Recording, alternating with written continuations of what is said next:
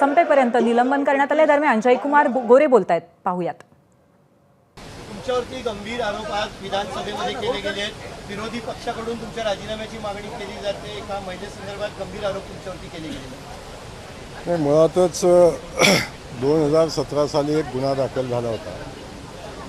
2017 साली माझ्या विधान परिषदेची निवडणूक झाली आणि त्यानंतर पुन्हा मसवड नगरपालिकेची निवडणूक होती।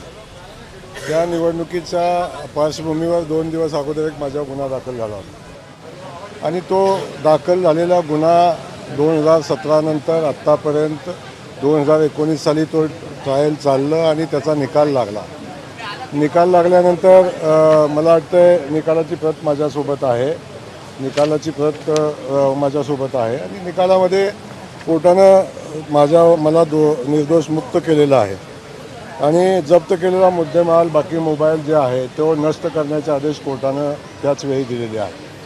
वाटते 2000 तुम्ही निर्णय सुटलेला नाही असं त्या महिलेचं म्हणणं आहे। तुम्ही माफी मागितली त्यांचे हात जोडून आणि तुम्ही त्यांना नागडे फोटो पाठवलेत की नाही, हे खरं आहे की खोटं आहे?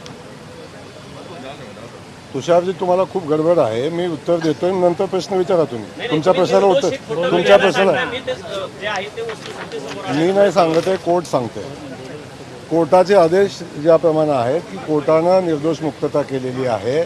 मला बाकी कुणी निर्दोष मुक्त केलं याच्याबद्दल माझं वेगळं मत काही नाही आहे आणि झालेला जो विषय आहे या विषयासंदर्भात मी आपल्याला सांगतो की त्या घटना घडली 17 साली, 19 साली निकाल लागला आणि निकालामध्ये मला निर्दोष या ठिकाणी कोर्टाने मुक्तता केलेली आहे।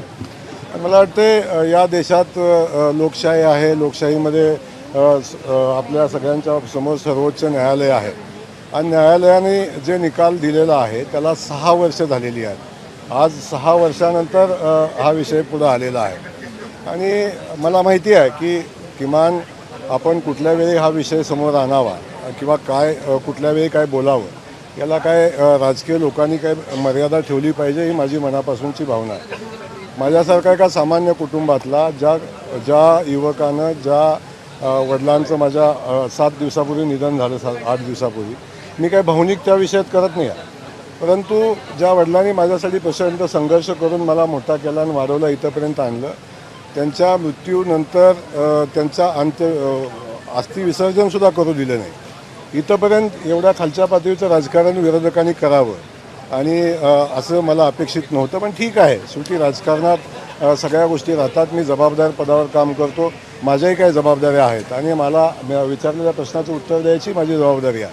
त्यामुळं मी एवढंच सांगतो की या घटनेला कोर्टानं निकाल दिलेला आहे आणि या संदर्भात ज्यांनी माझ्यावर आरोप केलेला आहे त्या प्रत्येकावर मी हक्कभंगाचा प्रस्ताव आजच सभागृहामध्ये आणणार आहे। संबंधितांच्यावर मी माझ्या बदनामीच्या संदर्भात केलेलं काम आहे, त्या संदर्भात मी माझा बदनामीचा खटलाही दाखल करणार आहे, अब्रू नुकसान भरपाईचाही खटला दाखल करणार आहे आणि त्याच्यावर जी कारवाई मला अपेक्षित आहे, करणं अपेक्षित आहे, ते मी करणार आहे। विषय पुढे सुरू होती, तुम्हाला निर्दोष मुक्त केल्यानंतर सुद्धा तुम्ही आता शिक्षा ऐकूनंतर त्या महिलेला त्रास सध्या देतात असा थेट आरोप संजय राऊत आणि विजय वडेट्टीवार। माझं म्हणणं हेच आहे की जयकुमार गोरेंनी त्रास दिला किंवा नाही दिला या संदर्भात पोलिसांनी चौकशी करावी। या संदर्भात जयकुमार गोरेनं काय केलं या संदर्भात चौकशी करावी। चौकशी करून जो कोण दोषी आहे, मी असेल तर माझ्यावर आणि कोण असेल तर त्याच्यावर, आणि जे काही खोटे कुभांड रचतायत, जे खोटे या भानगडी करतायत त्यांच्यावर जे करतायत त्यांच्यावर कारवाई करणं अपेक्षित आहे, कारवाई करावी। मी तेच सांगतो की कोर्टानं निर्दोष मुक्तता केलेली आहे। मी कुठलेही फोटो पाठवले नाहीत आणि कोर्टापेक्षा मला वाटतं तुम्ही पण फार मोठे नाही आहे असं माझं म्हणणं आहे। त्यामुळे माझं म्हणणं एवढंच आहे,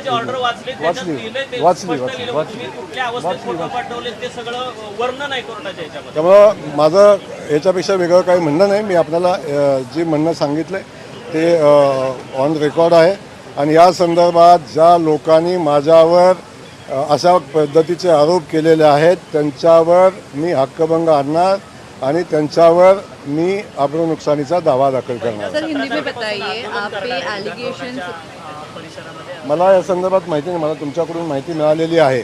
माझं तर म्हणणं आहे की असं काय घडलं असेल तर जो कोणी घडला असेल त्याच्यावर कारवाई केली सर तुम्ही पाहिजे, ज्यांनी कोणी केलं निर्दोष असेल. कोर्टाचं जे संदर्भ देताय, प्रश्न असा आहे, सर सर, सर की माझा कुठेतरी- माझा महत्त्वाचा प्रश्न, तुम्ही माफी प्रश्न मागितली असा त्या आहे की महिलेची कोर्टात, कुठंतरी तुम्हाला ऐका ना, एकूण नैतिकतेच्या जोरावर पाय उतार व्हावं अशा प्रकारचं विधान जे आहे ते विरोधी पक्ष देखील करताना दिसत आहेत. याकडे कशा प्रकारे मला हे कळत नाही की जी या देशाची सर्वोच्च व्यवस्था न्यायव्यवस्था आहे आणि न्यायव्यवस्थेने जेव्हा मला निर्दोष मुक्त केलेलं आहे तेव्हा बाकी कुठल्या गोष्टीला किती महत्त्व राहतं आणि विरोधक काय म्हणतात, मला वाटतं याला गांभीर्याने घ्यायचं काही कारण नाही. कारण तुम्ही कोण विरोधक आहेत, त्यांनी वस्तुस्थिती माहिती घेतली का, परिस्थिती बघितली का, या संदर्भात त्यांच्याशी चर्चा करावी आपण आणि मग त्याचं उत्तर द्यावं. माझं म्हणणं काय आहे की बाकी सगळ्या गोष्टी बाजूला ठेवण्यापेक्षा चर्चा करण्यापेक्षा त्यांनी वस्तुस्थिती माहिती घ्यावी.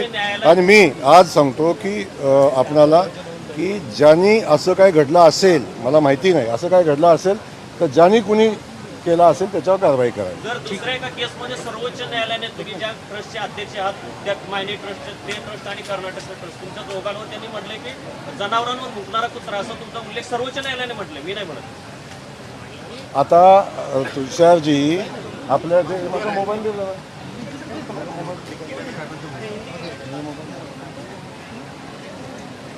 आपण फारच तुषारजी पत्रकार म्हणून आपली पत्रकारिता फार उच्च दर्जाची आहे.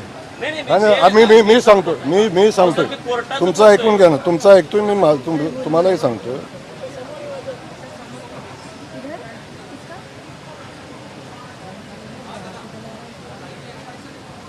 तो सर मैं कैसे, एक ही कैमरा है मेरे पास, फिर ये हटाऊं? सर ते मृत आता हे बातम्या आहेत. एक पत्रकारिता म्हणून आपण सगळेजण पत्रकार आहात. एक पत्रकार माझ्या विरोधात गेल्या 6 महिन्यापासून 7-8 महिन्यापासून 1.5 वर्षापासून एक पत्रकार माझ्यावर सातत्यानं माझ्यावर एकतर्फी बातम्या लावतो. 85 बातमी आहे आजची. आज जे आपण अरे राम ना बाबा, थांबा ना बाबा तुम्ही मुलाखत द्या ना मला, आला कधी खुलासा पाठवा. 2 मिनिटं गडबड फार झाली तुम्हाला. एक पत्रकार 85 बातम्या एकदम खालच्या दर्जाच्या, ज्या भाषेला लेवल नाही, ज्या भाषेला मर्यादा नाही, एवढ्या खालच्या पातळीवरच्या बातम्या 85 बातम्या एक पत्रकार एकतर्फी लिहितो, एकतर्फी बातम्या चालवतो. आणि ही कुठली पत्रकारिता. या संदर्भात माझ्या आपल्या माध्यमातून मला आपणालाही माझी विनंती आहे की एखादी गोष्ट जेव्हा आपण समोर आणता, चर्चा करता, सातत्यानं 85 बातम्या एकतर्फी खालच्या म्हणजे जे संसदीय पत्रकारितेचे भाषण आहे अशा पद्धतीच्या भाषेमध्ये आपण ज्या बातम्या देता आणि छापता, मला वाटते अशा पत्रकाराला उत्तर द्यायला मी बांधील नाही. पण माझी आपणाला विनंती आहे की आपण ही वस्तुस्थिती बघावी. मी या झालेल्या घटनेचा तर निषेध मी करतोच आणि मी विधानभवनामध्ये